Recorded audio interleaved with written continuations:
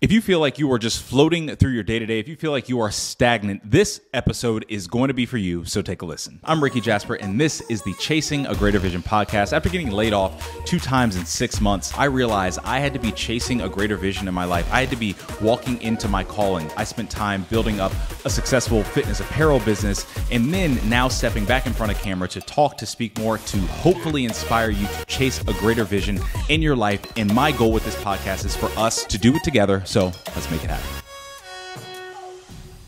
What's going on? I'm Rickey, and welcome back to the Chasing a Greater Vision podcast. Today's episode is going to help you if you feel stagnant. It's going to talk about why you feel stagnant and how to get past that, how to get past that stick point, how to get past that pain point of feeling like you're just floating. On different phases of our lives and in different phases of our lives, sometimes we just feel like we're floating. We feel like we're just doing enough to get by. We're just kind of going through the motions, and that happens. We're humans. Not everything is going to be the most exciting thing. Not everything is going to feel great and phenomenal to do, but what we want to do is on those times where things feel stagnant and you don't feel like you're reaching that next level, you don't feel like you're locked into your goals, we want to reestablish priorities. We want to do the things to get past those sticking points, because when you feel stagnant, it's very easy for those habits to become even more entrenched and to become even more habitual. And when a habit sticks, it can be tough to change. So what I want to do today is give you very, very practical knowledge of how to get past your stagnant point. I've had many stagnant points in life where I feel like I've just been sitting, going through the motions. Nothing has been shaking or anything. And we'll get deeper into those. But that's what we're going to talk about today. And we're just going to get into it. So our first segment is our head and heart hits. This segment is something that hit me in the head, made me think logically, and something that hit me in the heart made me feel a certain way. And typically, it's in the form of a quote, video, something that I saw, whether the author is known or not known. I just talk about what I see. It might be on social, YouTube, anything. So today's quote is actually from Jocko Willink. I saw it, or I heard it from a YouTube video, and it's very simple. It's 4 words, but it's 3 segmented out, or 3 phrases, words, phrases segmented out. Attack, destroy, move on. I listened to this when I was working on, and when I thought about it logically, I was like, wow, that makes a lot of sense. When we have things in our life that we want to do, we should attack it, we should destroy it, and we should move on from it. Where it made me feel a certain way was I was like, wow, like the word attack, that's proactive. And I was like, well, are there areas in my life where I'm stagnant, where I'm not being proactive in? The word destroy really means win. It means whatever is in front of us, we have to beat. And then the word move on is once we've destroyed it, once we've won, it doesn't mean stay there. It doesn't mean stay in the feeling of our victory. It really means step forward and move on and find the next thing that you might feel stagnant in and repeat the process. So that really hit me because it really made me think introspectively. It's like, what areas of my life am I still stagnant in? Because stagnation in life doesn't mean everything is stagnant. It might mean specific aspects of your life are stagnant. Not everything, but some specific. And sometimes it might mean everything feels stagnant. But when you identify those little pieces that you can improve upon, that you can get yourself out of the rut, the stagnation, just kind of the day-to-day mundane, you're able to identify areas that you can attack, destroy, and move on. So we're going to go through 3 very easy tips and tricks to help you get out of being stagnant. And in this segment, I love it because it's practical. I don't like talking about anything that's not practical. I really don't like talking about anything that isn't necessarily measurable. To an extent, I want to be real. Like when we have stagnant sticking points, let's talk about how to get through them. So the first tip is be proactive. And mind you, today's tips, they're going to go in line with our head and heart moment, which is great. It's be proactive. Attack means being aggressive and going towards it. The definition of attack is to take aggressive action. Think of how we spend our days. We spend them reactive. A lot of it we spend reactive. Sometimes, or most times, you wake up because you're reacting to an alarm clock. You get on your laptop and, your anxiety level or your stress level rises because you're reacting to an email, to a text. You feel some type of way, or you feel like you need to compare yourself to others because you're reacting to what you saw on social media. We stay in reactive a lot, and we stay in reactivity a lot. And what we want to do is we want to now be proactive. And being proactive takes your power back.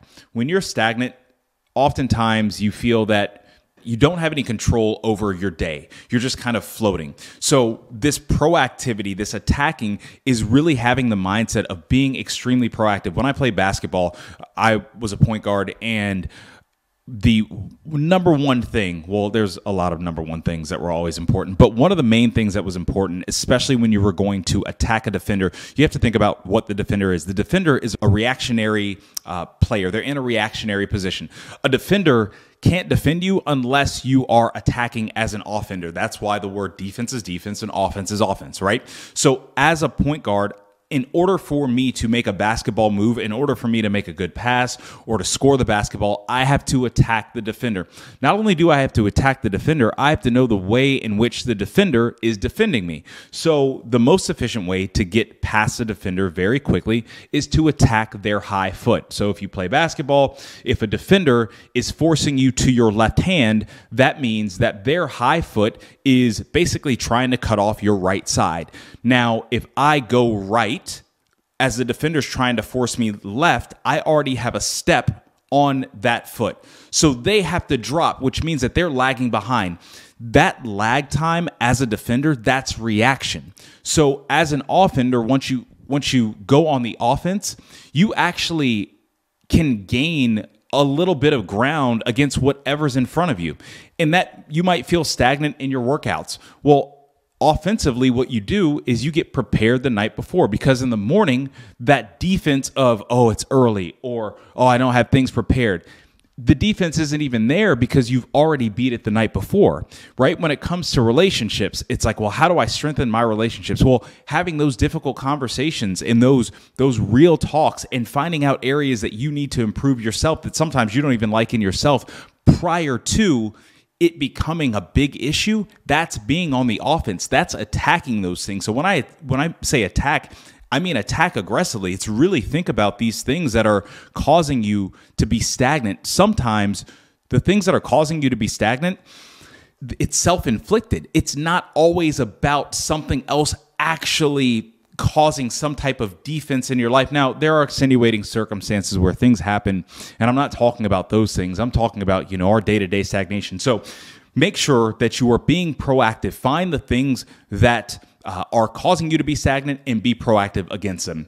Second point is destroy it. Now, when I thought about this, I was like, man, the word destroy, like that's aggressive. And, I'm a competitor at heart.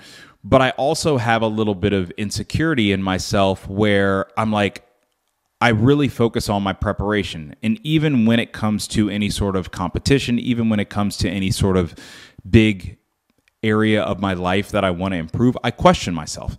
And sometimes I don't walk into it with the confidence that matches my preparation. I prepare, the one strong point I have is I prepare really well.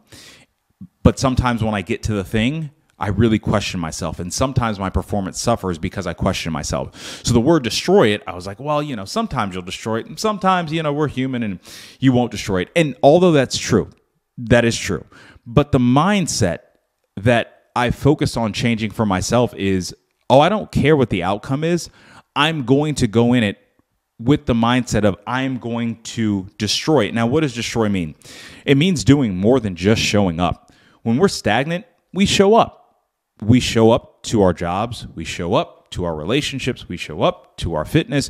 We show up to areas in our life, our social life. We just show up. We are just going through the motion.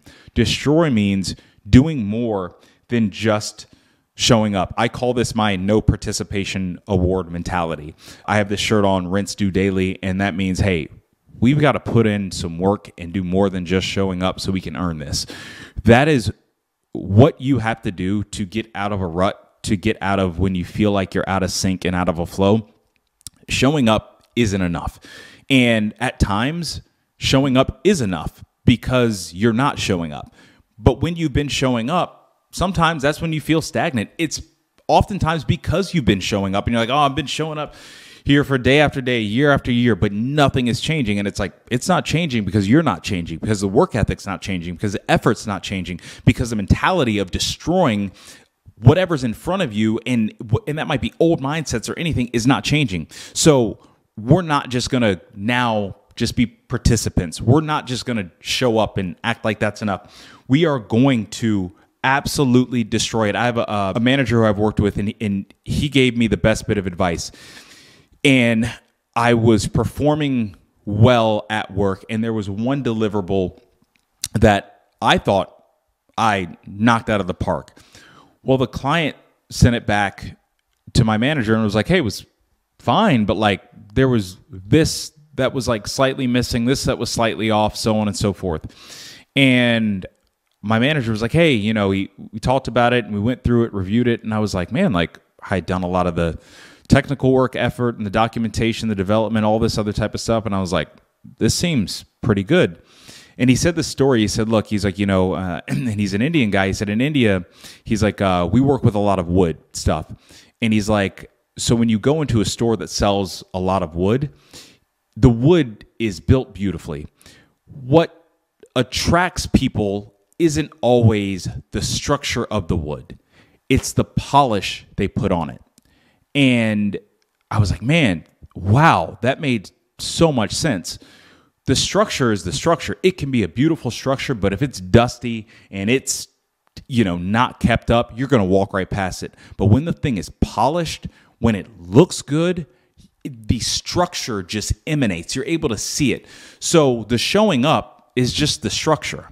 The polish is the destroying of it, is making sure that you are really going at it and wanting to win whatever's in front of you. That's putting the polish on the thing. I don't just want to show up anymore. If I show up, I'm just wasting my time. I want to put my best foot forward because I want to put the polish of it. So when I leave any room that I'm in, when I leave any area, somebody can say, wow, Rickey gave it his all. He didn't just show up to say he showed up and, you know, thumbs up, great, we did a good job. He put the polish on it. So destroy it by putting the polish on the things in your life that you know you need to put the polish on. Number 3 is move on. This is my favorite point. You have to move on from victory fast, and you have to find other areas that you're stagnant in. I say this speaking from a lot of experience. I am someone that when I feel victorious in something, I'm like, oh, I want to sit in this and I want this feeling to stay so long, and oh my gosh. And I've done that, and then it cycled me right back into stagnation. 413, I've told this story, but we had a huge launch day, and I remember that day. As the day went on, I just felt depressed, and people were like, you know, the team was congratulating each other, and I felt completely down. I realized, oh, it's because I hadn't planned for the next launch. There was nothing that I was excited about moving forward on, and I was just kind of like sitting in the happiness for the first few hours and then being like, oh, kind of back in it. So when you have areas that you're stagnant in, find multiple areas, work on one, and as you win and as you beat that one, then already have some others in the gate that you want to focus on. Because what you don't want to do, I equate it to fitness. It's like when people have fitness goals and like, I have a weight loss goal, I want to lose 20 pounds.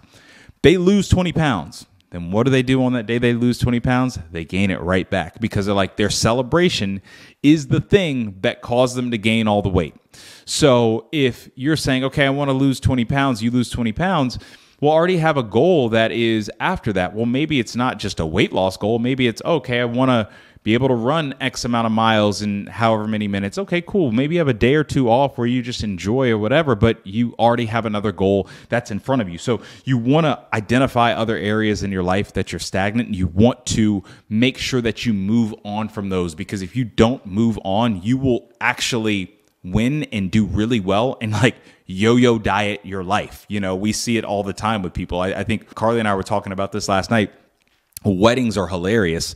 In some cases, everybody works so hard to like look the best on the wedding day, and then just not everybody, but some people, and they blow it up, and then it's like they're unrecognizable in like a year, and they're like, oh, now we got to get it back, and they do that, and it's like kind of back and forth, and it's like, that's more stressful. Just stay even keeled and break those habits and patterns and show up better every day, and then the work over the long run isn't as hard. So make sure that you are, I'll wrap back up. So to wrap this back up, how to not be stagnant in your life. First thing is be proactive. Attack it. Go after it first. Don't be on the defense. Don't let problems and the stagnation and the habits just creep in and stay there and really take hold of your life. Be proactive. Seek those things out so that you can, number two, destroy them, so that you can do more than show up, so that you can give more of yourself to really get past that, to break that stagnation. Number three, move on. Once you've destroyed that thing, once you beat that thing, move on and find the next area of your life, of yourself that you can improve, that you can not be so stagnant in, because if you don't, you will step back into stagnation. And last but not least, our word of the day. We call it word of the day. It can be word of the week, whatever you decide. Today's word is destroy. I love this word because one, it's a part of our tips and tricks points, but two, it's you versus whatever that thing is, and you have to destroy it. Define those things that cause you to be stagnant and destroy it. Identify those things that cause you to be stagnant and destroy it. When you have that mentality as if you are in competition with the thing, it brings something out of you that makes you excited to go after the thing. And also, we are going to go after this week with a tenacity about us to destroy. We're not going to shy away from that word. We're not going to shy away from that mentality. We are going to destroy those negative things, those stagnant things, because it's going to allow us to be better people. So I hope that this podcast episode helped you. It helped me just talking through it. We are not going to be stagnant anymore. We are going to identify those things. We are going to attack them. We are going to destroy them. We are going to move on. And I hope that this helps. We're going to continue to do it together, and I'll see you next time. Thank you all so much for watching the Chasing a Greater Vision podcast. If you like this podcast, please like, comment, subscribe, hit the bell, send it to friends, use a carrier pigeon, do whatever you have to do. We hope that this inspires you to chase your greater vision in your life, and for us to continually and consistently do it together.